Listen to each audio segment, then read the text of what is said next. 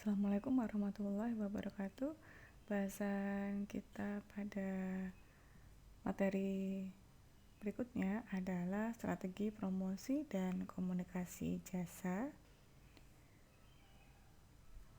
Pada komunikasi jasa,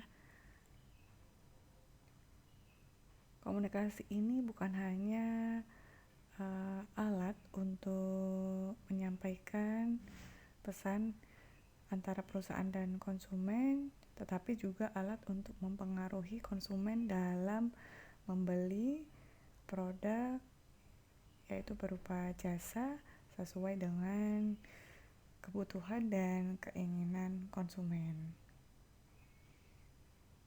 Untuk melakukan komunikasi pemasaran ini, kita membutuhkan beberapa tools. Bahan komunikasi pemasaran atau tools yang dapat digunakan oleh perusahaan. Yang pertama adalah advertising, periklanan. Periklanan ini memiliki berbagai tujuan yang bersifat memberikan informasi, kemudian membujuk sebagai reminder atau pengingat, dan pemantapan. Advertising atau periklanan dapat berupa atau menggunakan media offline dan online. Kemudian perusahaan juga bisa menggunakan keduanya, gabungan antara online dan offline menjadi through the line. Kemudian yang kedua adalah penjualan perseorangan. Penjualan perseorangan atau personal selling ini, perusahaan memiliki tenaga penjualan. Person ini artinya orang, tenaga penjualan yang menyampaikan langsung produknya, kemudian melakukan penawaran kepada konsumen. Yang ketiga adalah promosi penjualan. Promosi penjualan ini merupakan suatu bentuk promosi jangka pendek. Pada promosi penjualan ini diberikan suatu kelebihan-kelebihan atau penawaran-penawaran dari perusahaan, seperti memberikan voucher, kemudian memberikan diskon, seperti ada buy one get one free, kemudian pemberian tester produk kepada konsumen. Ini termasuk promosi penjualan. Kemudian yang keempat adalah hubungan masyarakat atau public relation. Pada bagian ini, perusahaan berhubungan dengan beberapa pihak, tidak hanya dengan konsumen, tapi juga dari supplier, kemudian dengan instansi eksternal.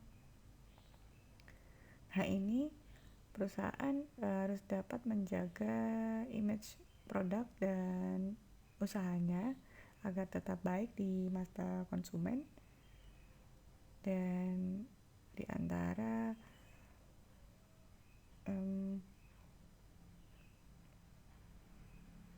faktor lainnya di luar, yaitu pemasok, kemudian penyalur.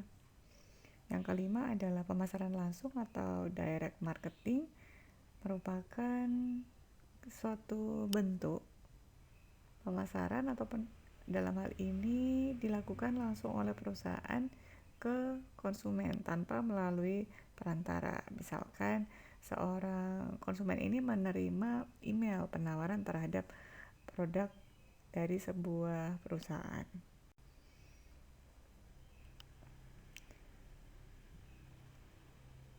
Suatu hal yang perlu kita pertimbangkan adalah bagaimana mengintegrasikan komunikasi pemasaran.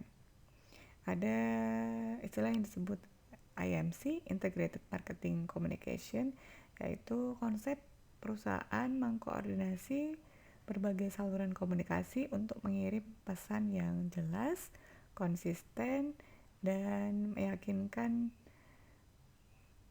konsumen dengan perusahaan dan produknya.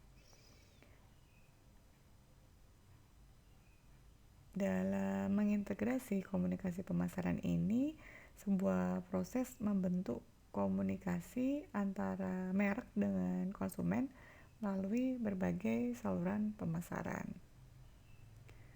Contohnya, ini di sebuah brand diperkenalkan sebagai suatu produk yang mewah di sosial media, dan pada saluran lain ini juga harus menampakkan image yang sama.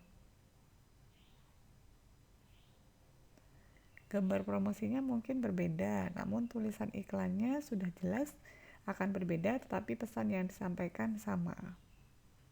Apa sebetulnya manfaat dari IMC atau Integrated Marketing Communication? Yang pertama adalah membangun identitas merek yang kuat, sehingga dapat memperkuat semua citra dan komunikasi yang disampaikan oleh perusahaan, kemudian mengkoordinasikan semua pesan, positioning dan image, serta identitas dalam bentuk komunikasi pemasaran. Kemudian adanya hubungan yang lebih erat antara perusahaan dengan para konsumennya. Berikut ini adalah langkah-langkah membangun komunikasi yang efektif. Yang pertama adalah mengidentifikasi audiens sasaran. Sebetulnya siapa nanti penerima pesan kita? Kita harus identifikasi agar pesan yang kita sampaikan ini dapat diterima. Kemudian menentukan tujuan komunikasi.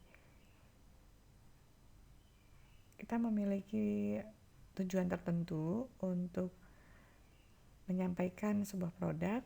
Tujuannya ini apa? Kita identifikasi dulu. Untuk menciptakan kesadaran atau memberikan pengetahuan terhadap produk, meningkatkan kesukaan terhadap produk, kemudian memberikan pilihan, dan untuk meyakinkan konsumen. Kemudian yang ketiga, ini kita baru merancang pesan setelah kita tahu audiens kita siapa dan tujuan yang ingin kita sampaikan apa. Pesan ini harus memiliki poin. Yang pertama adalah apa, jadi apa yang disampaikan, kemudian kapan, siapa, dan bagaimana dalam menyampaikan pesan. Kemudian menyelesaikan saluran komunikasi. Saluran komunikasi ada dua jenis, saluran komunikasi personal ataupun non-personal. Nah, ini kita siapkan mana yang akan disampaikan oleh perusahaan. Yang kelima adalah menetapkan jumlah budget. Anggaran promosi ini menentukan media yang akan kita gunakan, kemudian apakah kita menggunakan brand endorse.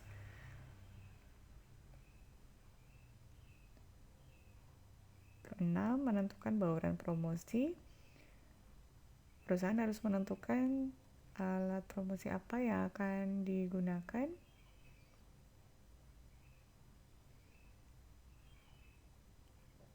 Kemudian yang ketujuh adalah mengukur hasil-hasil promosi. Kita identifikasi, kita evaluasi bagaimana impact-nya terhadap konsumen setelah mendapatkan iklan yang sudah kita buat, kemudian atau bentuk promosi lainnya. Dan yang terakhir adalah mengelola dan mengkoordinasi proses komunikasi. Karena jangkauan komunikasi ini luas, maka perusahaan harus menerapkan konsep komunikasi pemasaran yang terkoordinasi. Terima kasih, semoga bermanfaat. Wassalamualaikum warahmatullahi wabarakatuh.